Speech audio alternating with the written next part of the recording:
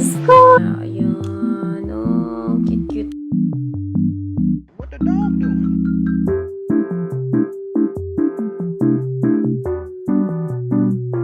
Hi guys, so it's officially day 6. That means that it's officially the last 6 days before my flight to USA.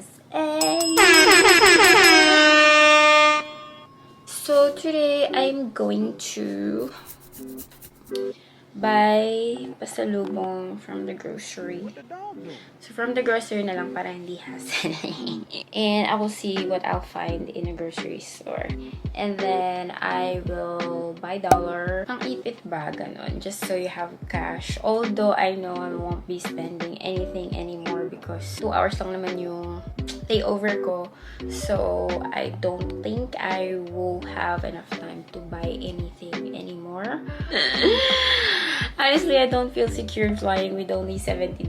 Pero, you know, I'm very positive that everything will work perfectly fine and wala naman akong gagastusin. Everything's all set. If ever naman na mauhaw ako or something, hindi naman siguro siya aabot ng $70 na drink, diba? And then, pupunta ako sa clinic for my last keloid injection. So, ayun, para kumaling na yung keloid ko, hopefully. I will try my best to vlog, okay? Kasi I'm still very anxious to vlog outside, so What the dog doing? I might just use my phone and I'll get back to this camera when I get home. Today, I will also wear test yung nabili kong ano ba to? Balm Solid Perfume that I got from Cloud Beauty. Yeah, apat siya sa loob kasi yung isa nalagay ko na sa bag. And i-wear test ko siya kung tatagal ba yung amoy niya. Ito siya, yung itsura niya. Ayan, super cute ng packaging niya. Ito guys, super cute ng packaging niya. Ayan, oh, cute-cute. And kasi I was looking for a perfume that I can bring sa bag ko while traveling. Kasi as you know, bawal yung mga bote-bote, ganyan, and mga liquids. So, naganap talaga ako ng solid perfume and sobrang bango niya. Sobrang bango niya. So, gamit ko ngayon yung Campanula Blue. Campanula Blue. Sobrang bango niya. Grabe, parang perfume na talaga. And yung other scent niya is Paris Reverse. Paris Reverse, and the purple one is Planet. And yung, for me, yung pinakamabango is Flower. Flower or floral, something like that. Wala na siya dito kasi nilagay ko na siya sa bag. Pero yun, I will let you guys know, I will update you if magtatagal yung amoy niya. So, ayan. And also, I brought other stuff from them. Dalawa lang naman yun. But I'll talk about it later na lang. In-unbox ko siya kagabi and I'm super amazed kasi sobrang ganda ng packaging niya to the point na andun pa nga actually yung box eh. Hindi ko siya tinatapon kasi ang ganda ng packaging. I'm so impressed. So, yun lang guys. I'll see you guys later and I'll give you an update on this solid balm perfume. Oh, it's my neighborhood. Sa may Binondo? Sa may Talipapa? Sa may Talipapa? Oo, bye.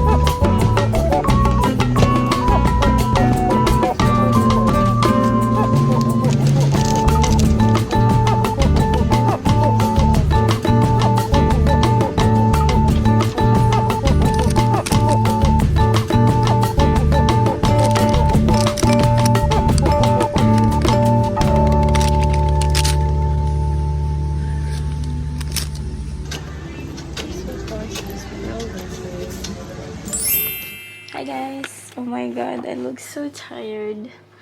So, nakauwi na ako like mga 2 hours ago. And,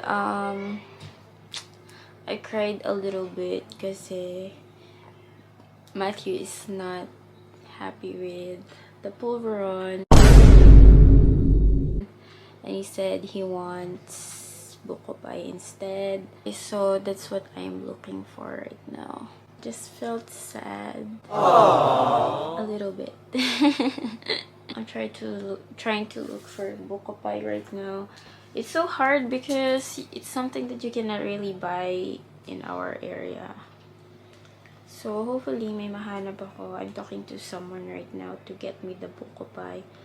Or if I could order buko pie from them, but at the moment it's still not sure. But at least we're able to do everything that we have to do today. And yeah, I'm sorry guys, I'm just not as lively as earlier. I'm going to fix my bag now. We'll do the laundry tomorrow. And then, pag naayos ko na yung laundry, pwede ko nang ayusin yung nails ko ulit. And then, pag naayos na yung nails ko, pwede na ulit natin ayusin yung second bag ko. So yeah, update ko kayo guys if I'll be able to find a buko pie. Hopefully I will, kasi yun yung gusto ni fiancé. Okay guys, so finally I'm gonna start doing my nails.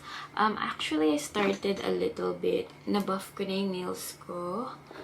And this is my current setup right now. Tadaan! Oh, natok na ako. Pero kailangan natin matapos. Tinry ko pala ikabit yung lashes na nabili ko sa Shopee. Ito siya. Wala siyang brand, pero mura lang siya. Ayan, ganito. Yan. Milo. Milo na may coffee. Para magising tayo. Okay, so now, andito na yung mga tools ko nakakaloka. So, hanap na tayo ng nails na i-repair ko. And by the way, hindi pala ako expert sa nails, okay? I'm self-taught. Nanonood lang ako sa YouTube, ganyan. December lang ako actually nag-start na mag-aaral ng nails. Kasi nga, naisip ko, pagdating ko ng US, I want to have like a skill. That I can use. Para just in case, you know, worst case scenario, at least meron kang pwedeng pagkakitaan. You never know. At the same time, di mo na kailangan magbayad para lang magpagawa ng nails, diba? Kasi, I check online, tinignan ko kung magkano yung price ng nails. Ang mahal. Tingnan natin right now. Kasi kalimutan ko na kung magkano. But, one thing I'm sure of, it's expensive. Okay, nakalagay dito, acrylic full set, $25 to $120. Umaabot siya ng $120. Parang 5,000 pesos. 120 times 55. Ooh, 6,600 pesos. Whereas here in the Philippines, magkano, mataas na yung 1,500 pesos. And yung set mo nun, full set na yung nails mo nun. Tapos, meron na siyang, meron na siyang mga rhinestone, ganyan-ganyan. No way. Siguro kahit afford ng fiancé ko magbayad. Hindi ako papayag na magbayad siya ng ganun just for the nails. Kaya, ayun, nag-aral na lang ako on how to do it. Lalagay ko lang yung extension nails ko. And then, hanap tayo ng design. Time check, it is 1:31 a.m. And I'm done putting nail extensions. Ayan. And now, we're gonna find a nail inspiration. I found a good one. This one, I think. Ayan. Kita niyo ba? I don't have the same color, but we'll do it in pink. And I'm not sure if I can do the leaves, but we'll try our best. So yeah, let's do it.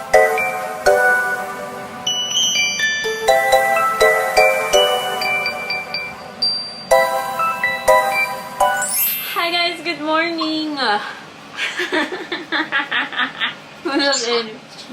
Guys, today is May 17, Friday, and it's my last Friday here in the Philippines.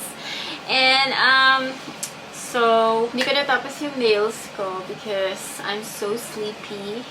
So now I will have to really finish it. Originally, my agenda is to finish packing since all the pasalubong is here. And supposedly, tapos na dapat ako mag-nails. But yun nga, since nasira siya, the plans are ruined. So yeah, I really need to finish these nails and then I'll pack it again to put inside my bag. It's kind of sad because medyo hindi natin nakuha yung design na gusto natin.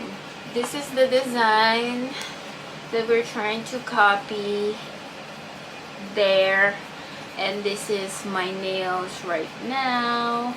So now we're gonna do the other hands. Grabe, hindi ko makapaniwala na 4 days na lang flight ko na. November 2022 pa kami nag-process. So it's now running 1 year and 6 months since we process our visa application. Super tagal. And alam niyo ba, may iba na nag-process sila lately lang, and then in 3 months, na-approve na kaagad sila. Super unfair. Pero actually, parang medyo blessing din na medyo matagal kasi at least you get to spend more time with your loved ones, right? Oh my God! Nagkababol na naman. Oo nga pala, guys. So, pag natapos ko na yung K1 visa series ko, sana manood pa rin kayo sa akin. Oo nga, no, wala pa akong major intro about my vlog and why I did it. Oh my God, ito na yung kapwento ko. So, my father passed away when I was 18. My mother passed away when... No, 17 lang. My dad passed away when I was 17 and my mom passed away when I was 22 years old. And then my ex-boyfriend of 8 years cheated on me.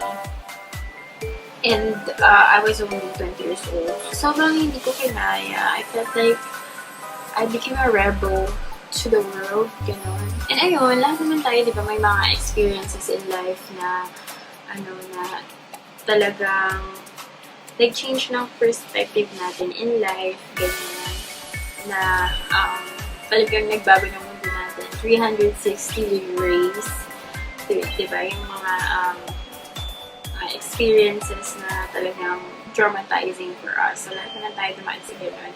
And I'm not an exception. But so after all of that, I felt like I want to be carefree.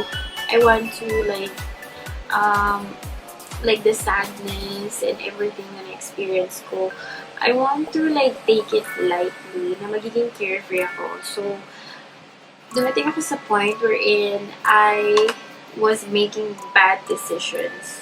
I was making bad decisions na I was thinking things aren't permanent in this life. We have to do things whatever we want, even if it's risky, even if it's scary, even if we're unsure of it, you know. And yeah, I came to the point that I was making bad decisions. And I wasn't my best self during that time. Ang ingay na naman mga pamangkin ko. So, ayun, until when COVID happened, actually, at some point, COVID helped me to heal. I know COVID wasn't a great experience for everybody. Sa akin din naman. Pero it taught me to look at to reflect in life. You know, COVID stopped everything, and it didn't really give me an option but to reflect back in my life backwards. I just realized that we have to be proactive in our lives, be responsible with our lives, kasi you will never know what's gonna happen next. I just want to share my experience, how I dealt with things and problems, and who am I now, ganyan. Kaya ayun, I was inspired to create this channel. Guys, natapos ko na ilagay yung base dun sa left fingers ko. Ito lang yung natapos ko kagabi. Pero ayan na siya ngayon. Now, we're going to put this powder para magkaroon ng holographic effect. After 10 years, tapos na rin yung nails ko! Medyo hindi lang perfect yung pagkakagawa ko, pero at least, okay na siya. I'm so happy! Woo! Magpapak na tayo. And also, today din dadating yung isa pang pasalubong, which is yung buko pie. So, perfect. And then, if we can, we're gonna weigh it as well to make sure that hindi siya lalagpas sa 23 kilos. So, ayun. I'm so happy. Malapit na matapos lahat ng kailangan kong gawin. Nagliligpit na ako, guys. And then, let's proceed with the luggage. Woo!